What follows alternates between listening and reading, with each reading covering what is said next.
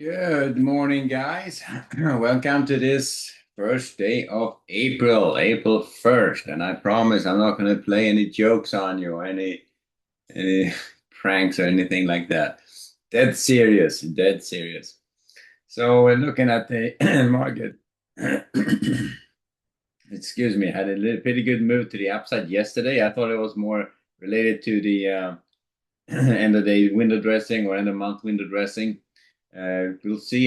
They've been continuing the overnight. Nice little moves to the upside, and we'll see how far this is going to go. There was some good news came out, which actually turned into like a little a catalyst for this to keep going a bit. And that they are going to be doing a nation address tonight about the Iranian situation, and hopefully, if that provides clarity, I mean, this could potentially keep going. It just depends on what he says and what the forecast is and how people are going to interpret that. But I think they're well aware of that. And so we'll see how the market's going to react to this whole thing. But that's where we are. So we're to the upside. And I would just stay on the long side on this one just to get started. Just be mindful, we are right into this area of resistance, the 6620s. And if that stalls, well, we may be right back down again. Before I keep going, news this morning. We do have some news. This is a Wednesday. Mortgage apps came out at 7, all to the downside. Big numbers to the downside, -10, -17, not great. We get the ADP report at 8:15. 8:30, we get retail sales. 9:45, we get PMI manufacturing. 10 o'clock, we get ISM manufacturing and business inventories. All report at 10:30. So we have news at 8:30, 9:45, and 10 today. Tomorrow we get pretty lean tomorrow, and then on Friday we get an employment situation. So that's what we got from TAP coming up to this at the end of the week. But so far it looks to me like we have a positive start going into April. I would just take that with a big grain of salt because we're not out of the woods yet by any means when it comes to the Iranian situation. We'll see how that shapes up. But I mean, if he can make the case that we're not going to stick around there and they have a plan for Hormuz, even if the U.S. doesn't necessarily do all the lifting on that one, it could very well be the thing which gets the market over the negative hump. I kind of thought it was funny though. It's that he put out this message yesterday about all the guys who really need the oil coming out of that Strait of Hormuz and doing nothing to open it, just want to leave everything alone and they say, well, you know what, you come and get your oil if you want it's your oil, you need it, so why don't you come and help out? I thought that was pretty funny. Anyway, typical Trump move. Anyway, so we'll see how the market's going to react to the announcement coming out this evening.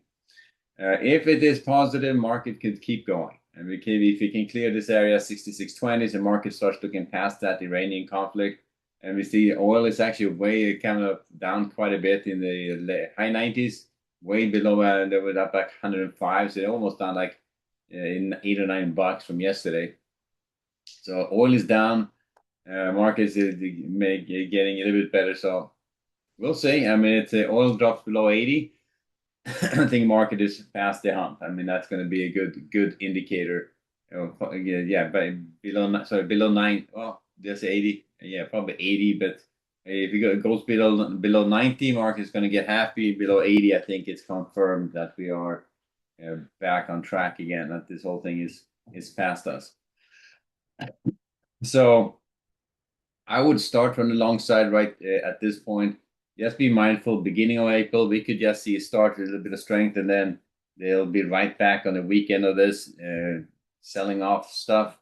It just depends, because I had a pretty good rally yesterday, so it could very well be that they're going to run it up a little bit and then hammer it. You just never know. It's a pretty common scenario. Sometimes you get these big runs up for like end of the day or so, which is not really rooted in the fundamentals. It's more ancillary items which are running in the market higher, and that can be reversed very quickly. So we'll see if this is for real or not. We'll see it pretty quick. If they start taking out the session lows here, that will be pretty quick to changing my bias to the short side. So initially, I'm going to look to buy against the 6610s, 6600s, 6590, 6580, 6570, 6560s. 6560s gets us right down here to this little ledge right there, this little congestion area. It gets us right to that area. And if they can take that out, I think we're heading right back down into this lower area. So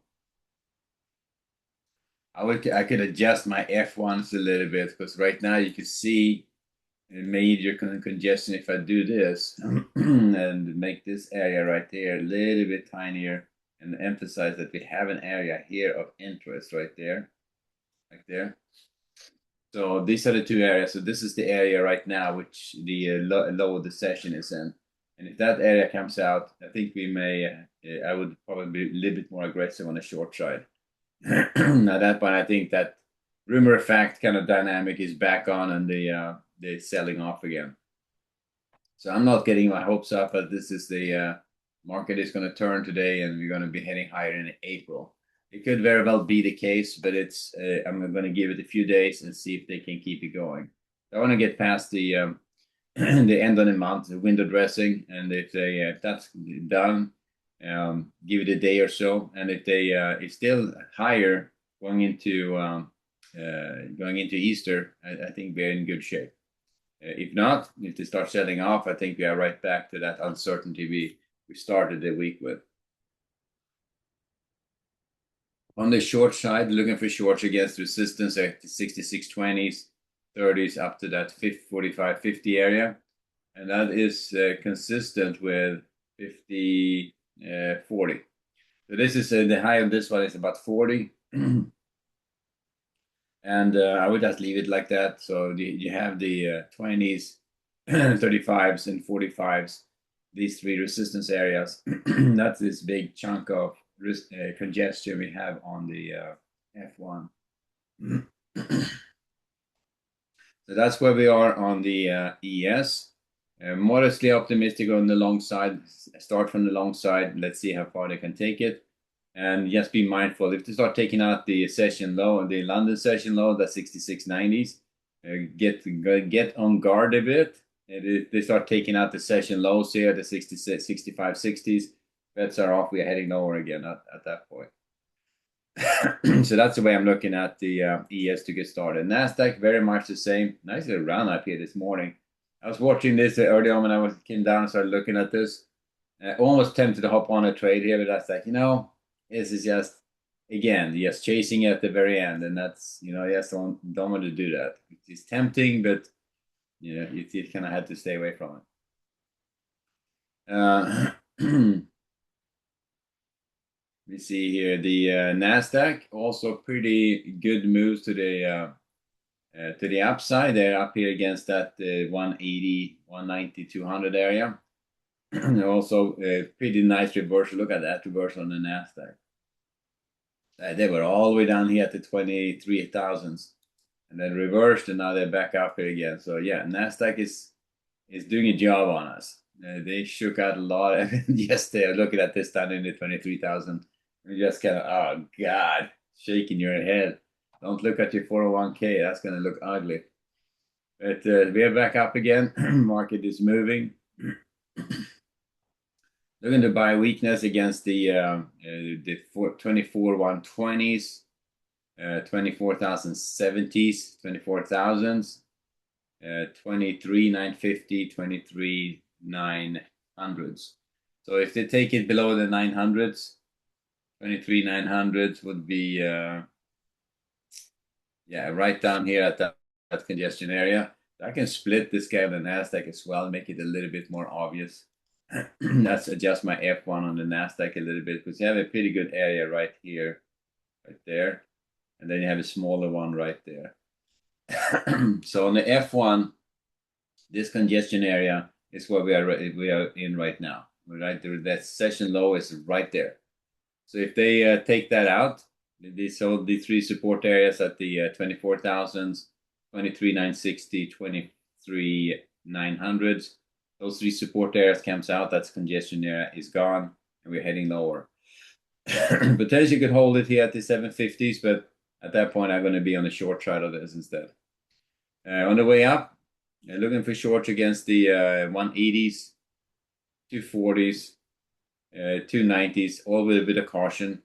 I'm not quite in the camp that we are in great shape on this rally just yet, but we are right in this area of resistance too. So 170 here, 170, 180 is right in this resistance area. The next level up, the 240s, it's the higher end of this range. So if these two resistance area comes out, you're pretty much up above this area of resistance. And then I would give it one more level at the 290s for a little bit of confirmation. They start taking out the 290s. I think we may have a shot at a little bit more strength. So we'll see what kind of day we're going to get. Beginning of April. So hopefully it's not that a big April Fool's joke that we're going to be running this higher. But starting off on both ES and NASDAQ to the long side, let's see how far they want to take it. Overnight is positive. There's going to be some address tonight about the Iranian situation, and then we'll see how the market reacts after that. If they're going to believe that or if they're going to be full of doubt, we will find out. Finally, on the bonds, I'm going to show you some crypto stuff here in a bit too, so hang in there. Quickly on the bond. Not much happening there. They're to the upside. They're heading back to the 115th. So yeah, we're getting continuation on the bond market. That fund is moving higher, heading back up to that 115 mark. I would stay on the long side on the bonds, at least to get started. Look to buy weakness. Right now, they're down testing the session lows of bond market at the 114s. We're going to buy the 114.26s. This is the 113.26s. This is the 113.16s. If they start trading below that 113.16s, I'm going to be on changing my bias on the bonds. Initially, I'm looking to buy against those areas: the 114, 113.26s, 113.16s for rotations up. And if it trades higher, looking for shorts against the 114.06, 114.16s. With a bit of caution, still staying on the long side at least for now in the bonds. Let's see how they're going to go. But again, beginning of the month, we'll see if the end of the month kind of window dressing was something to consider, or if it just or if everything's going to get reversed here beginning in the next couple of days here. Now, I remember the Good Friday is on Friday, so tomorrow is the last trading day this week, and then we have Friday off. Or not off. The market closes really early on Friday. They open in the overnight, but then they close like really early, like 8 or 9 or something like that, or 9 or 10 Eastern. And so I'm not going to open the room on Friday, and then we're back on Monday again. What I wanted to show you is this. All right, so this right now is Coinbase. So if I pull up this guy right in the middle here, you see those symbol manager to the side there. Moving that around, here you have, I'll do this so you can see it a bit better. This is your symbol manager. Here's Coinbase. Here are all the perpetual contracts. Here's all the regular contracts. Here you have oil. These are oil contracts. Here you have silver contracts. You have gold contracts. And these are the gold contracts, silver contract, oil contracts. They trade the same as they do on the CME, like 6 Eastern the prior day up till 5 the next day. Same kind of dynamic, same kind of trading session. All the perps, the perpetual contracts, these are futures with a 5-year expiration, right? And they don't expire until 2030. They are 24/7 trading, so they trade 24/7. So there's no end of day, there's no weekend close. You can trade it. I think they have it. Coinbase have an hour close between 5 and 6 Eastern on Fridays for maintenance stuff. but it doesn't mean that it's still, and it opens again and it trades over the weekend and so on and so forth. So this guy right here, this chart is on the Bitcoin. This is Bitcoin futures and expires on December 30th, December 2030. The oil contracts and the silver, which I have here, the silver contracts in the top left, oil contract and right below it. These two are not 24/7 contracts, and they are monthly contracts as well, so they expire on a monthly basis. So that's kind of what it looks like. I pulled up the market profile on them. I'm testing my data solution right now. But this is what it would look like. Hey, a bunch of orders, bunch of fills I have in there. So bunch of stuff going on. I see I'm up $33, and these are nano contracts too. So the Bitcoin, for instance, every tick is 5 cents, right? 5 cents. So the issue with Bitcoin and on oil it's 10 cents, and on silver is 25 cents per tick. So they're much smaller contracts, which makes them interesting to trade. Commission wise, you had to make more than just a few ticks to make it even. You had to make a little bit bigger trades for it to work. So I'm working out that kind of figuring out that part of it right now. How that needs to work. But this is a crypto stuff. So I'm going to be releasing that in the next release. I'm wrapping up a few things, so I was hoping to get it done this week, but maybe early next week.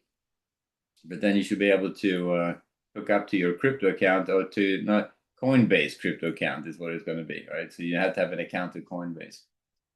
All right, guys. So I'm back to the ES. I just thought I was going to share that. It's pretty exciting. It's time to get used to how those different contracts trade, 24/7 contract, and sitting on a Sunday midday and trading futures, and they move sometime when they kick in again on Sunday. In the overnight they tend to move pretty good. So it's pretty cool.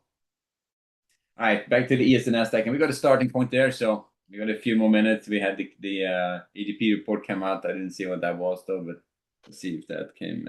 It's posted here. The ADP actual was 62. The expected 40,000. No, what is that? ADP report, prior revised 66, actual 62. I don't know what that means. Consensus was 40,000. They got 62 jobs. Is that it? All right, okay. I kind of lost that. So the 24/7 contracts and all the crypto contracts are 24/7. They also released a gold contract which is 24/7, but it's not very liquid just yet. And as you can see, if I show you this, you see how the ES and Nasdaq, these are 3-minute bars. They're pretty thick, and there's a little bit of volume in them and so on and so forth. These right now, the crypto contracts are much lighter. It's not at all as much volume on them. So they trade a little bit. They trade a little bit different. So you have to be a little bit more on top of it, if you wish. So you can see how thin these bars are, a little jerky, and you can see you have a lot of gaps. If you look at my F4 over here, can I get this guy? Come on, can I get this stretch a little bit? There you go. You see this guy right there? And I stretch it here. If you look at these bars here, you see they're full of black lines. So what that means is that you have the market skip those price levels. So they jumped over it. So you don't have trades at all price levels. It jumps around a bit. And if you look at the bid-ask chart, you see that even more prominent, how they move the market, and you have little gaps in the market. It's still very light traded. So it's not a lot of volume. You can see the total volume is a lot less than you would expect, but it's compared to NASDAQ and the ES. But it's getting there, and it's as people start trading these, especially when you start integrating different platforms like this, so you can start trading it more actively. You'll see this one be a pretty good option. All right, so back to the ES and NASDAQ, and we'll take it from there. All right, guys. So good trading. I'll see you back at 11:30 for the next update, and we'll see you then. All right, guys. Later.